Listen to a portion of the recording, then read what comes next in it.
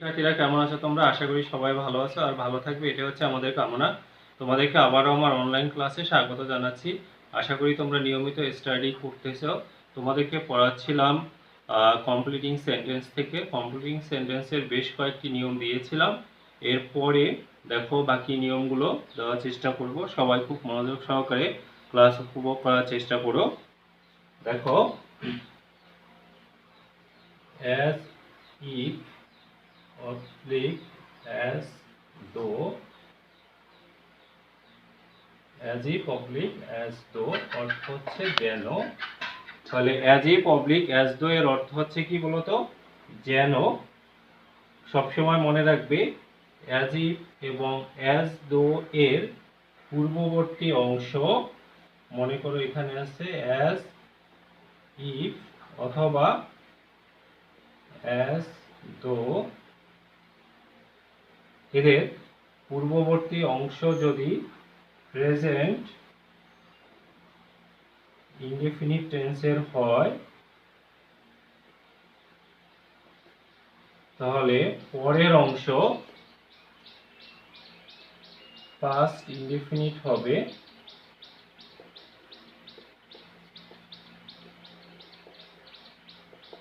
Past indefinite হবে। এবার আসো, যদি এদের পূর্বের অংশ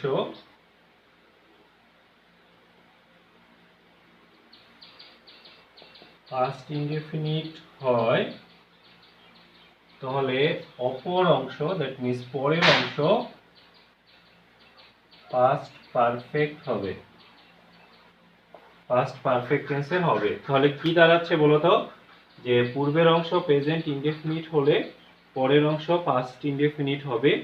পূর্বের অংশ পাস্ট ইনডেফিনিট হলে পরের অংশ পাস্ট পারফেক্ট হবে। তাহলে এখানে টোটাল তিনটা টেন্স নিয়ে কথা: প্রেজেন্ট ইনডেফিনিট, পাস্ট ইনডেফিনিট এবং পাস্ট পারফেক্ট। এখানে একটি বিষয় বলে রাখি যে সাধারণত এই সেন্টেন্সগুলো আনরিয়েল টাইপের হয়, যেগুলো অবাস্তব।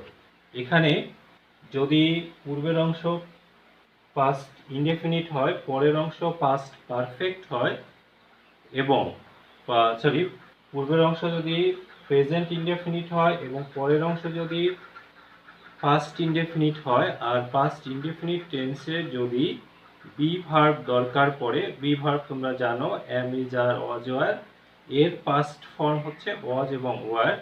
তাহলে যে বিষয়টি তোমাদের মনে রাখতে হবে, এখানে পাস্ট ইনডেফিনিট হলে এবং বি ভার্ব আসলে সকল সাবজেক্টের সাথে ওয়ার বসবে। সকল সাবজেক্টের সাথে কি বসবে? ওয়ার বসবে। তাহলে এখানে আমরা যদি একটি উদাহরণ দেখি, দেখো, হি বিহেভস,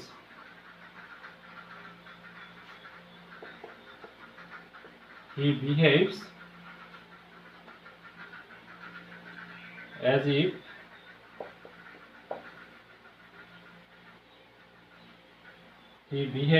as if এর পরের অংশ দেখো,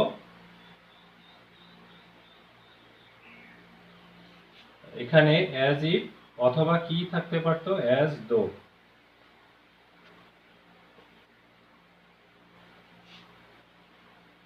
এখানে as if অথবা as though। তাহলে এর পূর্বের অংশ প্রেজেন্ট ইনডেফিনিট, পরের অংশ হবে past indefinite. he behaves as if he knew everything।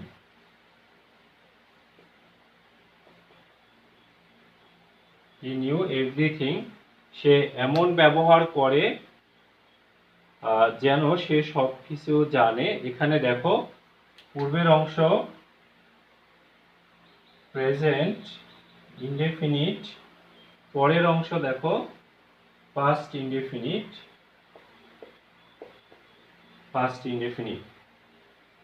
তাহলে এখানে যদি সেন্টেন্সটি এমন না হয়ে দেখো, হি বিহেভ, সরি এখানে বিহেভ বানানটি দেখো, he behaved অ্যাজ ইফ, তাহলে দেখো এই অ্যাজ ইফ বা অ্যাজ দো যেটাই থাকুক না কেন তার পূর্ববর্তী অংশ হচ্ছে কোন tense? Past indefinite. Past indefinite. তাহলে পূর্ববর্তী অংশ যদি পাস্ট ইনডেফিনিট হয় তাহলে পরের অংশ কি হবে? Past perfect. তাহলে আমরা লিখতে পারি he had known everything. He had known everything. তাহলে কি দাঁড়াচ্ছে একটু দেখো, যে অ্যাজ ইফ বা অ্যাজ দো এর পূর্ববর্তী অংশ প্রেজেন্ট ইনডেফিনিট হলে পরের অংশ পাস্ট ইনডেফিনিট, পূর্ববর্তী অংশ পাস্ট ইনডেফিনিট হলে পরের অংশ পাস্ট পারফেক্ট। পাস্ট পারফেক্ট টেন্সে হয়। তাহলে এখানে যে বিষয়টি দাঁড়াচ্ছে যে এর পূর্ববর্তী অংশ প্রেজেন্ট ইনডেফিনিট, পরের অংশ পাস্ট ইনডেফিনিট, পূর্বের অংশ পাস্ট ইনডেফিনিট, পরের অংশ পাস্ট পারফেক্ট। ঠিক এই সেন্টেন্সটি যদি আমাদের এমন হতো,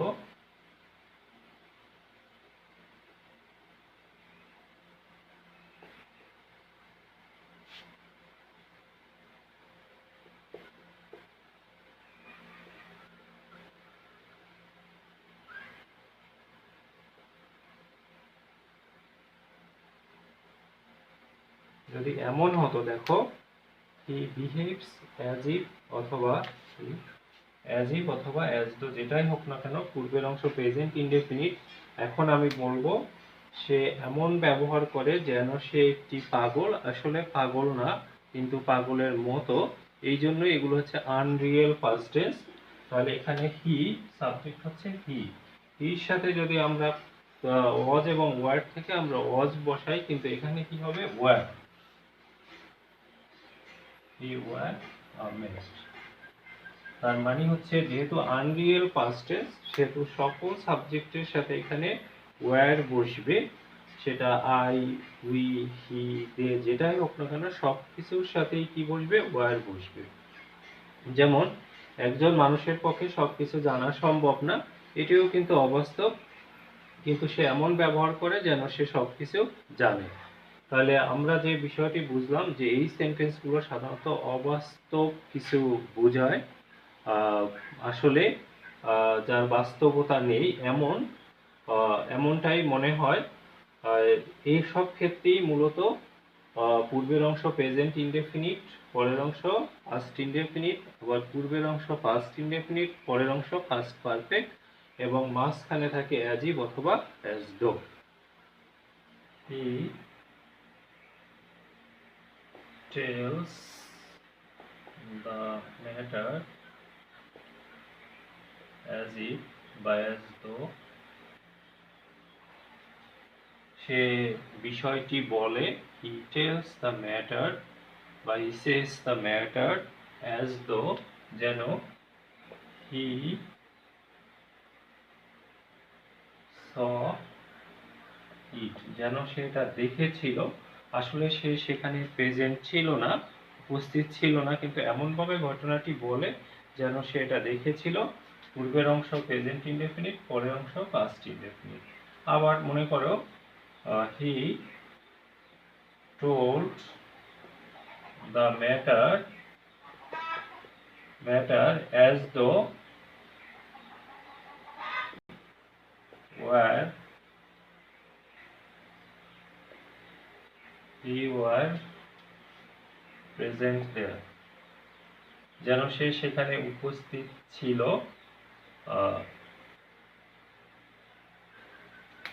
তাহলে এখানে পরের অংশ আনরিয়েল পাস্ট টেন্সের কারণে হির সাথে ওয়ার বসলো, এটিকে যদি হি টেলস দ্য ম্যাটার, আর যদি এখানে হি টোল্ড হতো, দেখো দ্য ম্যাটার, তাহলে আমরা পরের অংশে দিতাম he tells the matter as though he had been present there. He had been present there. Had been, এটি হচ্ছে পাস্ট পারফেক্ট টেন্স, আর আগের অংশে পাস্ট ইনডিফিনিট টেন্স, অথবা হি হ্যাড সিন ইট, এভাবে করা যেত। By plus gerund, by plus gerund যুক্ত incomplete সেন্টেন্সকে complete করতে হবে কি করে? তাহলে বাই প্লাস জিরান্ড যুক্ত যদি থাকে, তার পরের অংশে আমরা প্রিন্সিপাল ক্লজে একটি সাবজেক্ট তারপরে ভার্ব আনবো অ্যাকর্ডিং টু মিনিং।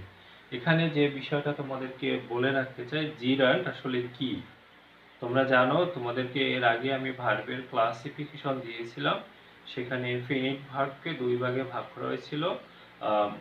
এখানে হচ্ছে দেখা যাচ্ছে যে যে ভার্বের ক্লাসিফিকেশনে সেখানে আমরা ভার্ব ছিল হচ্ছে মেইন ভার্ব, যেটা ওটাকে দুই ভাগে ভাগ করেছিলাম, একটা হলো ফিনিট, একটা নন ফিনিট। নন ফিনিট ভার্বের মধ্যে আবার ভাগ ছিল কি কি? ওখানে ছিল ইনফিনিটিভ ছিল, পার্টিসিপল ছিল এবং জিরান্ড ছিল। তাহলে ইনফিনিটিভ কি? টু প্লাস ভার্বের বেস ফর্ম। পার্টিসিপলকে তিন ভাগে ভাগ করেছিলাম, প্রেজেন্ট পার্টিসিপল, পাস্ট পার্টিসিপল এবং পারফেক্ট পার্টিসিপল। এখানে প্রেজেন্ট পার্টিসিপল তাহলে কি ছিল? ভার্বের প্রেজেন্ট ফর্মের সাথে আইএনজি যোগ করলে যখন একই সাথে ভার্ব এবং অ্যাডজেক্টিভের কাজ করে তখন সেটা হচ্ছে participle, that means present participle. আর ভার্বের থার্ড ফর্ম যখন একই সাথে ভার্ব এবং অ্যাডজেক্টিভের কাজ করে তখন past participle. Are having plus V যখন হয় ওটা হচ্ছে পারফেক্ট পার্টিসিপল। যাই হোক না কেন, যে জিরান্ড নিয়ে কথা ছিল, জিরান্ড হচ্ছে নন ফিনিট। জিরান্ড আসলে কি? আইএনজি যুক্ত ভার্ব যখন একই সাথে ভার্ব এবং নাউনের কাজ করে তখন তাকে জিরান্ড বলে। আমি আবার বলছি, আইএনজি যুক্ত ভার্ব যখন একই সাথে ভার্ব এবং নাউনের কাজ করে তখন তাকে জিরান্ড বলে। Gerund is called double parts of speech because it has two functions at the same time, verb and noun. That is why it is called double parts of speech. যা হোক না কেন, তাহলে জিরান্ড বাই প্লাস জিরান্ড যদি থাকে তাহলে আমরা পরের অংশে কি আনবো? সাবজেক্ট প্লাস ভার্ব, ভার্বের যে কোনো ফর্ম হোক না কেন, প্লাস যাই আসুক না কেন এটা আমরা আনবো। যেমন by reading newspaper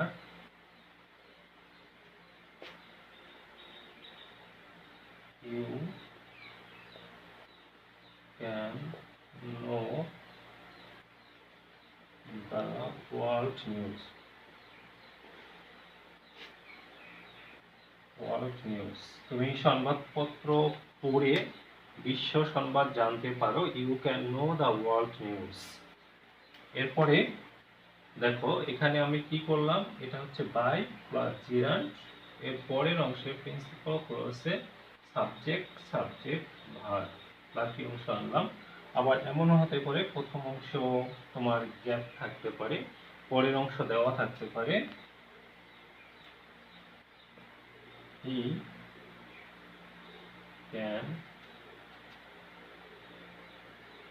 get a good job. সে একটি ভালো জব পেতে পারে। তাহলে এখানে দেখো he can get a good job by doing well. Doing well in the exam. In the exam, এক্সামে ভালো করে সে একটা গুড জব পেতে পারে। তাহলে পরের অংশে সাবজেক্ট প্লাস ভার্ব বসলো। তাহলে বাই প্লাস জিরান্ড যেগুলো থাকবে তোমাকে এমন করে করতে হবে। এরপর আসো without plus gerund. Without plus gerund যুক্ত সিম্পল সেন্টেন্সে ওই একই টাইপের কথা, পরের অংশে সাবজেক্ট প্লাস ভার্ব বসবে। তবে এখানে বাই প্লাস জিরান্ডের ক্ষেত্রে সাধারণত হাবোধক আসে প্রিন্সিপাল ক্লজে, দ্যাট মিনস পরের অংশে। আর উইদাউট প্লাস জিরান্ডের ক্ষেত্রে সাধারণত না বোধক আসে। যেমন দেখো, উইদাউট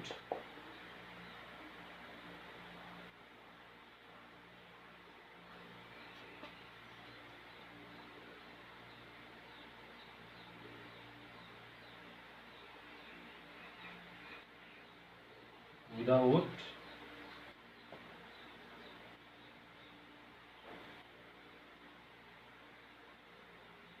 without writing well, ভালো লেখা ছাড়া, এখানে বোঝা যাচ্ছে নেগেটিভ টাইপের কথা। You can not get good marks.